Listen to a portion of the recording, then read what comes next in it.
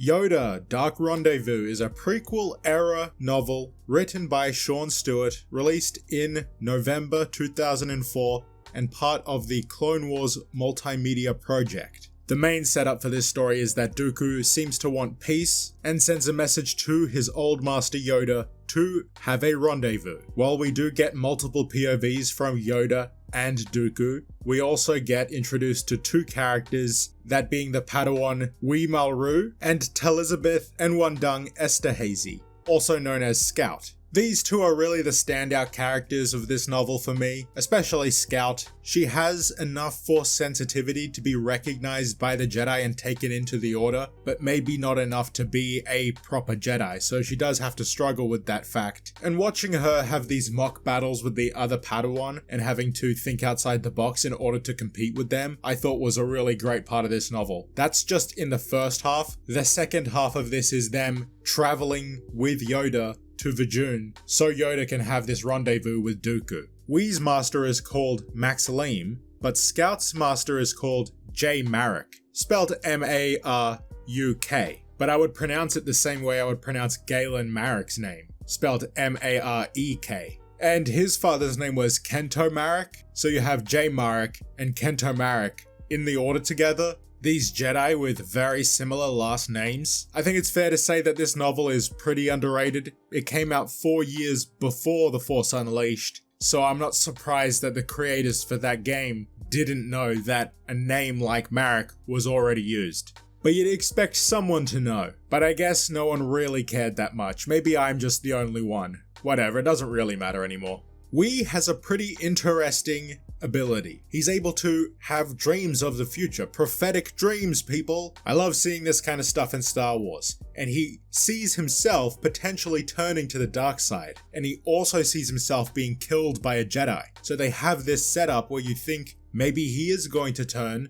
and join Ventress and Scout might have to kill him. But it wasn't until the end of the story that I realized the Jedi that he was going to be killed by was Anakin. And he's actually briefly in Revenge of the Sith when Obi-Wan sees the hologram of Anakin fighting Jedi. For a split second, he's there and he gets taken out before Anakin takes on the other two. Blink and you miss him. You barely see him in the hologram, but that is meant to be the same person. These prequel era EU novels have made me appreciate this time period a lot more. Not that I wasn't a fan of it. Growing up, I was always really more of a fan of Luke's character and the era of the Empire and post Return of the Jedi. So I have really enjoyed exploring this era with these new Jedi characters that I'm being introduced to.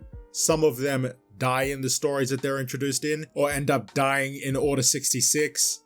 And others, like Scout, get to live on because she does end up surviving that. Ventress is in this, and she's actually menacing, she's threatening, she's dangerous. Everything she isn't in Filoni's god-awful Clone Wars TV show. Speaking of TCW, I also have learned that apparently Scout is friends with Ahsoka. I don't really care for that information, but if you for some reason consider the Clone Wars canon, then there's some more tertiary information about that.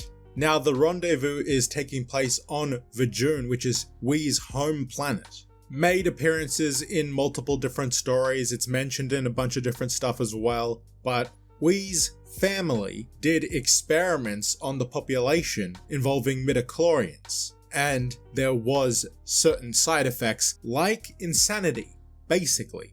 These people went crazy, and it reminds me a lot of the clone Sabayoth, who's also crazy. It's almost like achieving Force sensitivity through unnatural means has some serious negative side effects. And you can even connect that to the dark side turning people evil, because the natural state of the Force is the light side. It's not two sides of the Force, light and dark. There's the balance, which is the light side, and then the imbalance, the unnatural state, which is the dark side. And achieving dark side powers is unnatural, so it's gonna have negative side effects on you, like making you evil. Hopefully you can kind of see what I'm getting at. These things are all kind of similar and they're all about achieving Force sensitivity or Force abilities through means that are not normal. They're not the natural way to achieve these abilities. But back to the actual story, This book is called Yoda Dark Rendezvous, but I don't really think Yoda is a standout character in this. Towards the end, when he's actually interacting with Dooku, all that stuff was really good, but everything he was doing before that, it's just typical Yoda stuff. It's not exactly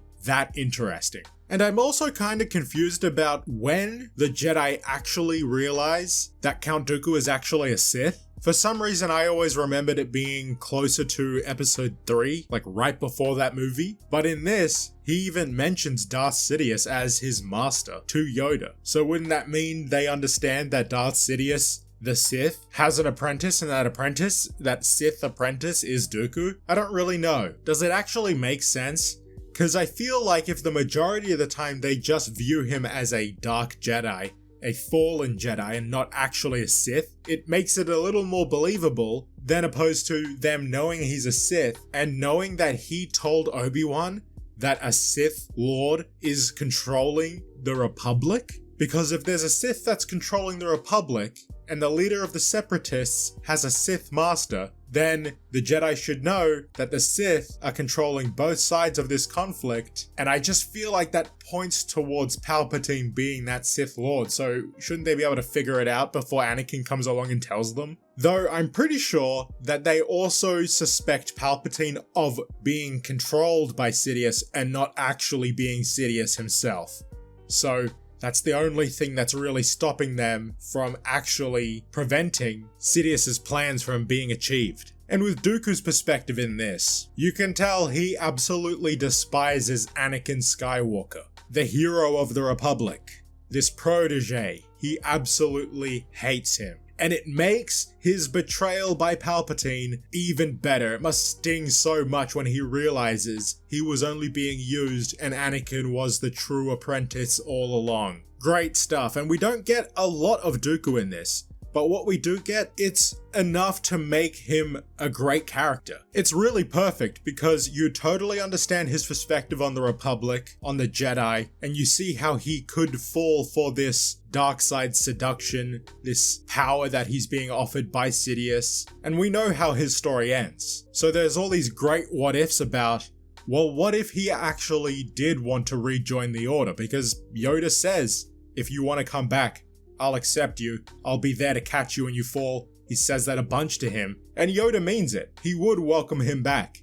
So what if he actually did? Cause Dooku knows that Sidious and Palpatine are the same person. Imagine if he just betrayed Sidious and told the Jedi everything. This is something that I've actually come to really love about the prequel era. There are numerous characters that all make choices that lead to the fall of the Jedi Order and the rise of the Empire. And there are so many different scenarios and so many different situations where they could have made a different choice and changed the entire trajectory of the story. I didn't exactly have the highest hopes for this because I've never really heard anything about the story, but I'm glad I gave it a chance because I did enjoy it. And I do think it is worth it. I recommend it. Check it out if you haven't read it before. I actually listened to the unabridged audiobook and I thought it was pretty good. Most of these Star Wars audiobooks are always really well made. And of course, if you have read it, be sure to let me know what you think about it below. Thanks for watching, like and subscribe, and I'll see you guys later.